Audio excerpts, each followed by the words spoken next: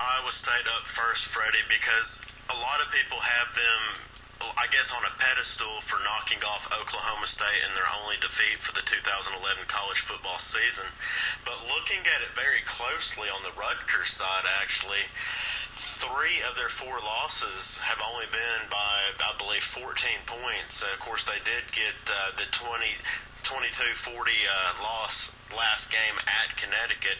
So I'm very high, actually, on Rutgers. What's your gut feeling? Because you're close to the Rutgers program up there.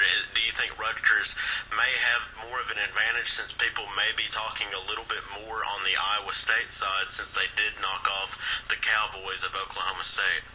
Also, you look at Rutgers because Rutgers, what they were able to do, having the home field advantage, because that's what it's going to be for a school from New Jersey playing in New York.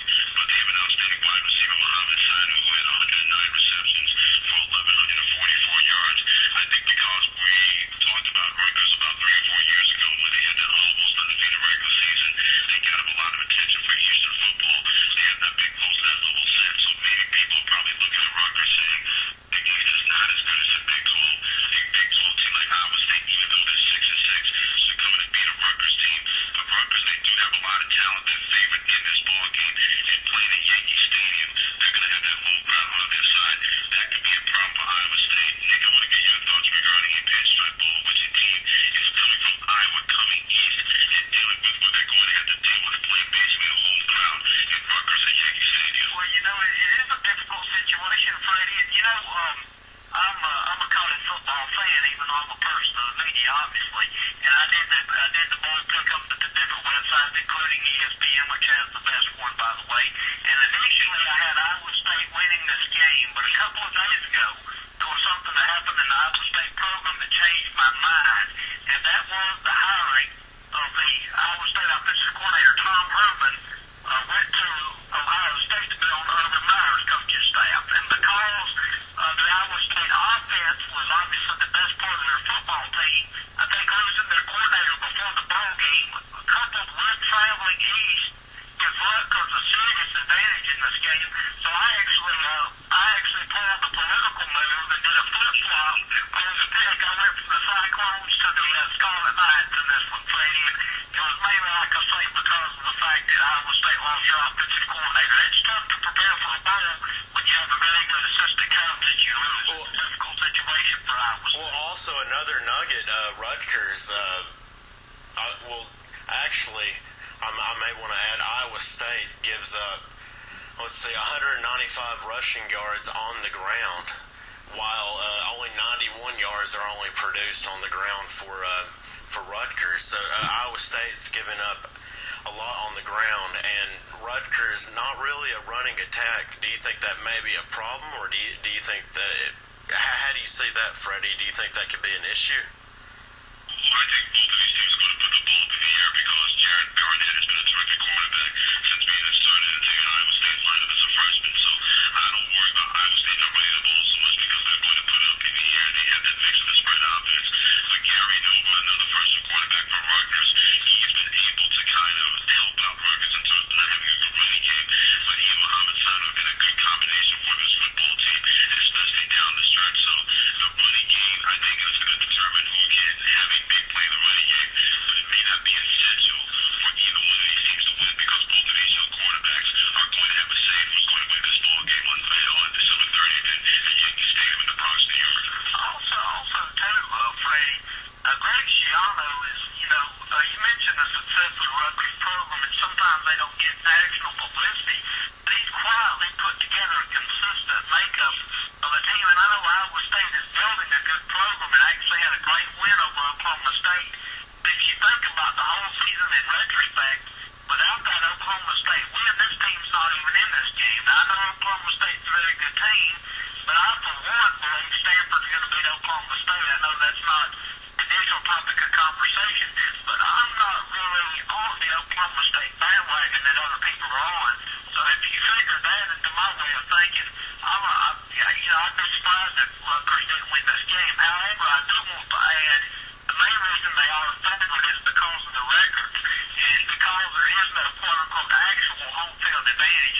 The odds makers do typically favor the team with a better record in the ball game. So I don't don't want to mislead people and say that just because Rutgers is favored that they're necessarily going to win the game. I think they will, but be careful with the spread because it is based on records and conferences and that type of thing. Well, speaking of the home field, let Tony jump in real quick. And the one thing to kind of back up your point in a way, because a lot of people look at that and say 8-4 versus 6-6, but Rutgers only played one top 25 team all year long. They lost to West Virginia, who was 25 in the country on October 29th, 41-31 at home. You look at Iowa State, out of their 6 losses, 5 came against ranked teams. So if you look at it in that context, if you're an odds maker, you would probably look at the Iowa State team and say they played better competition, even though they're traveling east. They dealt with Oklahoma State and Oklahoma and Baylor, those teams. They're probably more equipped to beat a Rutgers team than Rutgers is equipped to beat an Iowa State team. well, speaking of the home field advantage Nick just brought up, and it's obviously at Yankee Stadium. Rutgers football, as we've seen over the last few years, with that great upset win that we all remember over Louisville when Bobby Petrino was there. We all thought that this program may take off. It's kind of had its peaks and valleys. What's the feel around the city? Are people still pumped up about this? Because we already know it's a Jets and Giants town. And a two-part question for you, Freddie. Still Jants for Iowa State. Looks like he's got just only one more touchdown than interception. Don't you think that may cause a problem in this bowl game? Also, I mean, because no matter what quarterback to answer the second part of your question, whether it's James or Barnett, Paul Rose is probably not going to dial back his offense because he wants to make sure his quarterback can make plays out of the pocket. And I think that's why we saw Jared Barnett get the job over Jance, because he seemed to be better suited, even though his numbers have not been as good as Jance. They feel he gets some better offense continuity as a freshman.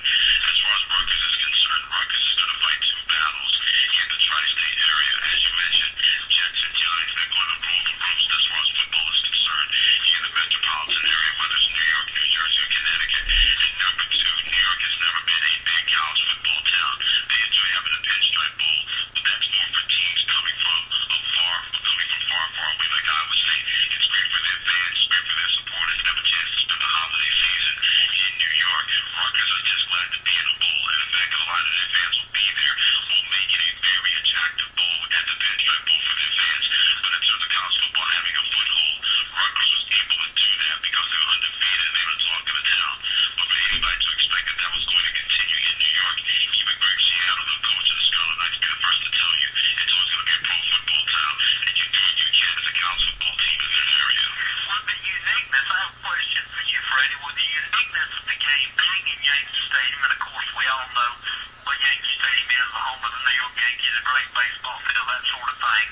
With it being like it is, doesn't it seem to you that maybe Rutgers will be more excited about the game? Because, I mean, it's almost like, Rutgers, they went 8-4, they didn't win the Big East, but they got rewarded by playing in the most historic baseball park in America, by playing in front of a home crowd. It just seems as though Rutgers has been given a big-time reward. It'd be great if Derek Jeter could show up for both of the teams to really make the ball game exciting. The New York Yankees shortstop, but we know that's not going to happen. But if you're Rutgers, you have a chance to play in New York City, extending your season, you're going to be excited about that, because I think Rutgers has to realize that Iowa State is excited to be in New York City as well, as a 6-6 team, and their coach just got a 10-year, $20 million contract extension on December 16th. That's not too long ago. So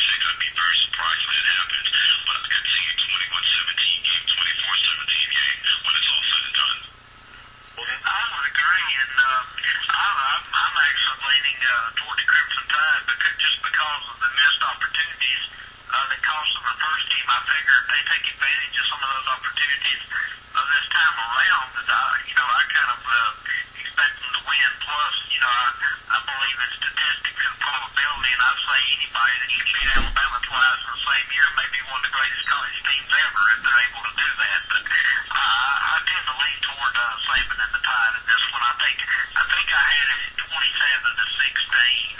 was my prediction. Well, I'm actually going 29-17 Alabama. They do not win the SEC West or the SEC overall, but I think they win the national championship. But, Freddie, let me get your thoughts on Oklahoma State versus the Alabama Crimson Tide discussion.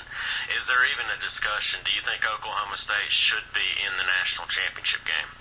No, because with the system that we have in place now, and it's really college football's fault that we have a team in Alabama who I feel is the second best team in the country, but they did not win their division, did not win their conference championship. But they keep telling us, they told us time and time again, they wanted the BCS national championship game to play the two best teams in the country. They didn't have a caveat saying you have to win your conference or you have to win your division. So for all the people out there crying and bitching and moaning about this, well, you know what? That rule was not put in place regarding the BCS national championship game. These are the two best teams in the country. And I know Oklahoma State can get up and down the field and score, but if you're Oklahoma State, you can't lose to Iowa State on the road when you had a big lead in the fourth quarter. I know Alabama lost at home to LSU. They left a lot of points on the field, and for my money, they were the best team on the field that night, even though the score did not reflect it. So Oklahoma State being hacked off about with one loss, I clearly understand that. But there's not a rule in place that says you have to win your division or your conference championship to be in the national championship game. It's been told to us that we want the best teams, the two best teams, to play for a national championship. And my eyes tell me Alabama and LSU are the two best teams in the country, and they should be playing for a national championship. And also, don't you think it's kind of ironic that maybe in the past, Oklahoma back in 2003 and I think there's one other year that the Big 12 benefited from not even Against Miami one time. Yeah, 2001. Good call, Nick. 2001 with Nebraska. So it's about time that the Big 12, takes a back seat from this little situation. And also, too, back then, Nebraska was one of the best teams in the country, but by hook or by crook, they got in. When Oklahoma played LSU back in 2003 in that national championship game, That should have been LSU and Southern Cal. right, and Oklahoma got the pants beaten off of them in the Big 12 championship game by Kansas State. If anything, Kansas State had a better right to be in that ball game against LSU than Oklahoma. So I think from that point on, the BCS wanted to make it clear to everybody, from this point on, we want to make sure that the two best teams, number one versus number two, is going to play for a national championship. Well, you got that in recent memory. I think it's because of the fact that two SEC teams playing that a lot of people have a problem with, because the SEC has ruled the BCS national championship game for the last 5-6 years. Well, if you don't like it, then you go out and get better players than SEC teams. You win all the games in your schedule. You put an SEC team on your schedule, beat them, and then no one can say anything, and you can't say anything. If you don't do those things, then you can't lose to Iowa State on the road. If you're Oklahoma State, you had a big lead. You can't lose to Oregon. If you're Stanford at home, you're going to think about playing for a national championship game. And if you're Oregon, you can't lose to USC at home. Those teams had their chances when they had a chance to be in the BCS national championship mix, and they fell short of the equation. So they have no business now complaining about the fact that we're seeing a rematch between Alabama and LSU. I couldn't agree more, Freddie. And since you're co-hosting this broadcast with us, is there anything you want to ask us about the breakdown of the game? Because I'm sure there's a lot of things we can touch on. Anything on your mind that you... Here's the one thing I'll ask you guys, and Nick, I'll have you start first. What do you think is the one adjustment that Alabama needs to make to put more points on the board? Well, honestly, I think that most fans would say, the casual armchair quarterback would say, we need to make our field goals. But because Alabama knows that's a weak point on the team, I think in the event that you have 4th and short and you're in borderline field goal range, perhaps Alabama should either punt the ball and play field position or even go for it on 4th down. I think that Alabama's defense is good. Let's say, for example, they have a 4th and 5 on the 35 and it's a 52-yard field goal. Why not run a play? You got Trey Richardson. You got a great offense. People don't know because Alabama's defense, like you touched on earlier, everybody talks about, well, Alabama can't score. But Alabama has so many NFL to talk caliber players, not only on defense, but also offense. Trent Richardson, Marquise Mays, not to mention several offensive linemen. They're some of the best in college football. So my if I were to coach the team, I'd be going for it on fourth down and trying to score touchdowns as opposed to missing field goals. That's one thing I would do. And what adjustment you make for LSU to get more points on the board? I'm not comparing these two running backs, but Carnell Williams and Trent Richardson. What I'm about to say kind of reminds me of this back in, I think, 2001 when Auburn ran Cadillac probably at close to 35, 40 times a game. That needs to be done with Trent Richardson. I'm sure when they went undefeated, Dan. Yeah. Right. I'm sorry. Yeah, it was 2002 or 2000. No, it was 2003 when they played Georgia, and Cadillac Williams had about 35, 40 touches when they won the game at the goal line. That type of game, they need to run him 40 times. They need something like that. They can wear down LSU. LSU is big, they're strong, they're physical, but they don't have the fourth quarter program that Nick Saban installs year in and year out, off season, all that good stuff. They